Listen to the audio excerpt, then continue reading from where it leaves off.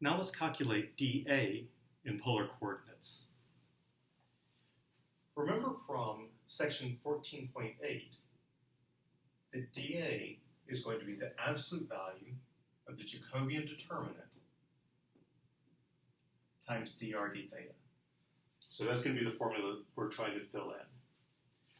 Recall that since x is r cosine theta and y is r sine theta, the mapping that we'll be using is phi of r and theta equals r cosine theta and r sine theta. Let's differentiate this mapping with respect to r and with respect to theta. The derivative of phi with respect to r is cosine theta sine theta, and the derivative of phi with respect to theta, going back up to here, is negative r sine theta, r cosine theta. Now the Jacobian matrix is actually the transpose of this guy.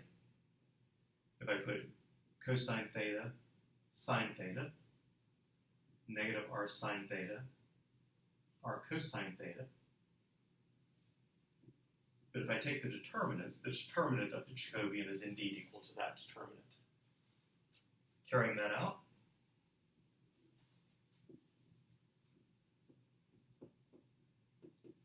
the Jacobian determinant will be r times cosine squared theta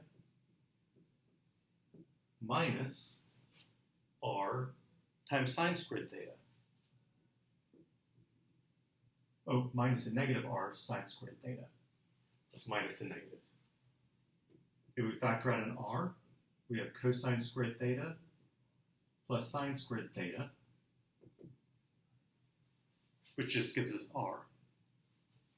So that means that the formula for dA is going to be the absolute value of r times dr d theta.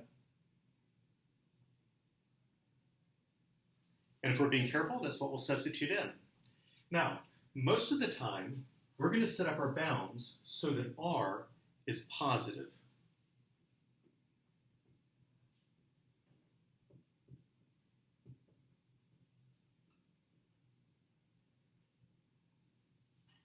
And in that case, we can drop the absolute value signs.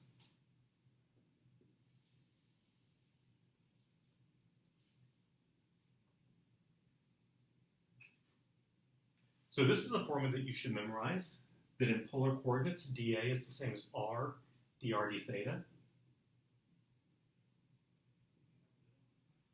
And soon, when we're setting up integrals, anytime we have dx or dy, dx dy or dy dx, and we want to switch to polars, we can simply replace that with r dr d theta.